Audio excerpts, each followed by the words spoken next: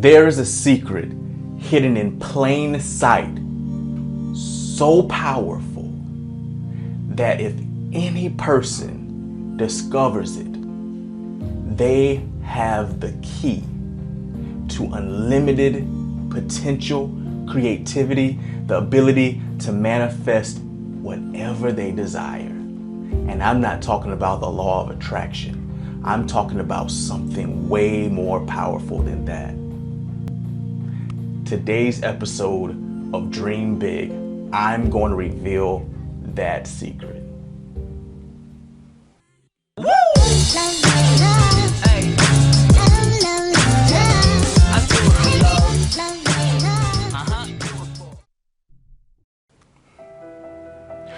Throughout history, man has tried to label this truth, this power, this thing that we know is there, knowing without knowing.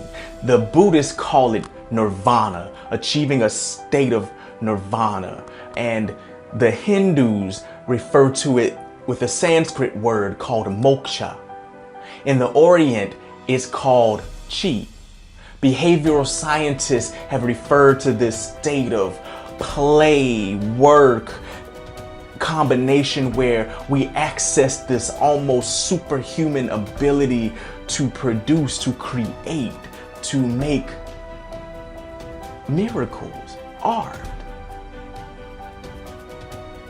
In Christianity, Jesus taught of this state of being as the kingdom of heaven. He told his disciples in parable of this kingdom of heaven. He said, the kingdom of heaven is likened unto a treasure that has been hid in a field, that when a man has found it, out of joy, he hides it again and goes and sells all that he has in order to be able to buy this field. And again he taught, the kingdom of heaven is likened unto a certain merchant in search of goodly pearls.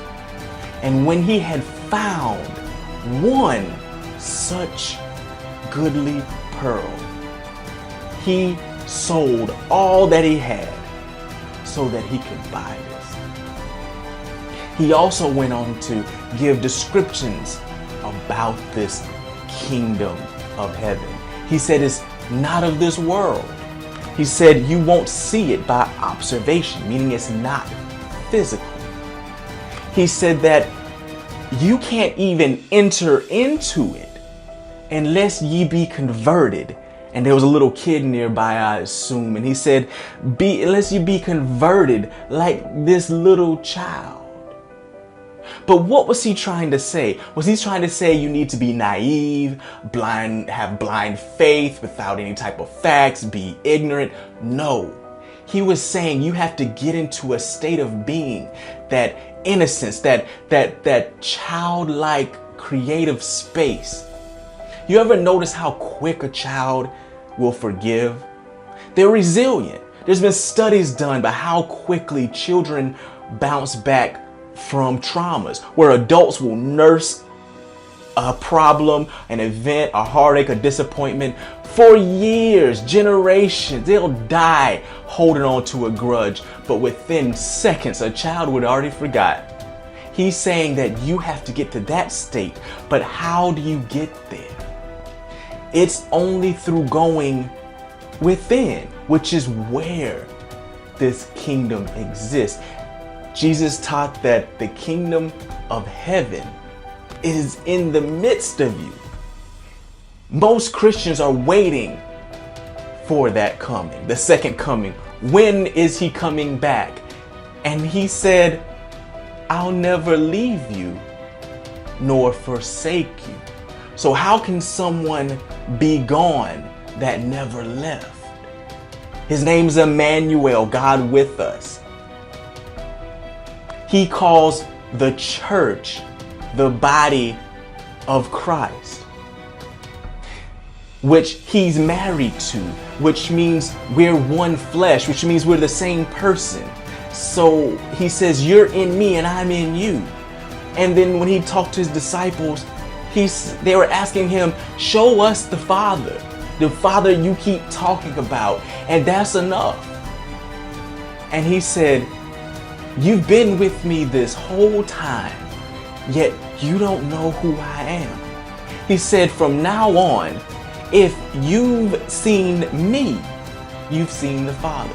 He said, because I'm in the Father and the Father's in me. So the reason he gave that he's the same as the Father is because he's in the Father and the Father's in him. That's the same reason he gave about us, that we're in him and he's in us. So if you've seen me, if I've seen you, you've seen him.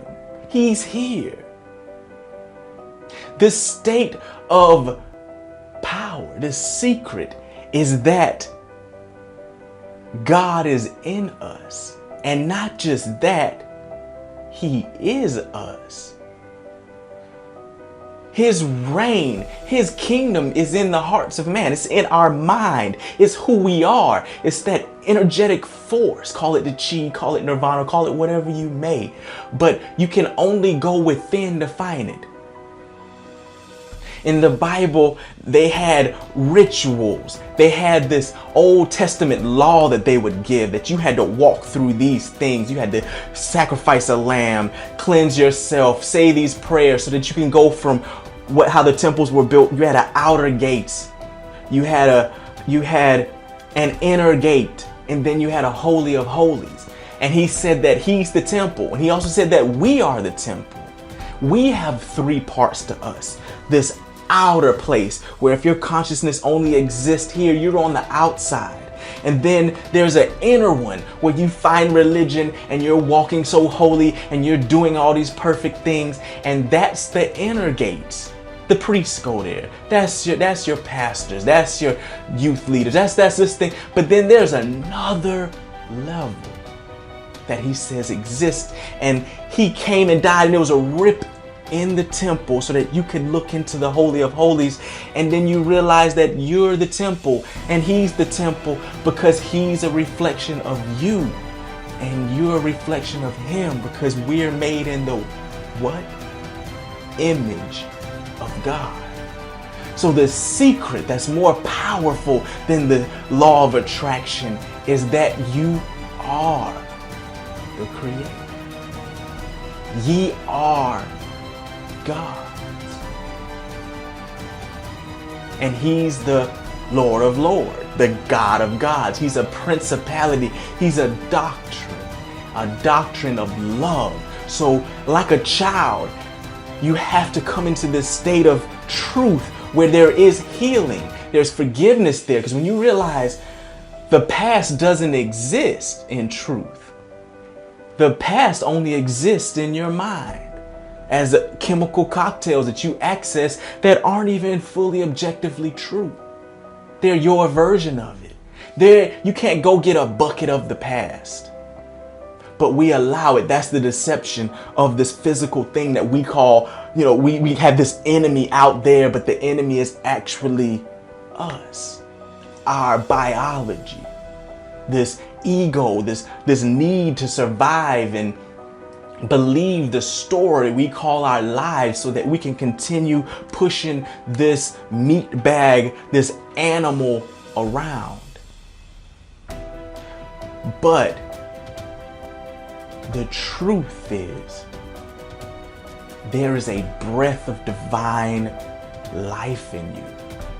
There is consciousness. You are a sentient being that is capable of infinite things. And when you're able to accept that simple truth, then the entire world of possibilities is open to you, because you can accept that you are just how you should be. Powerful.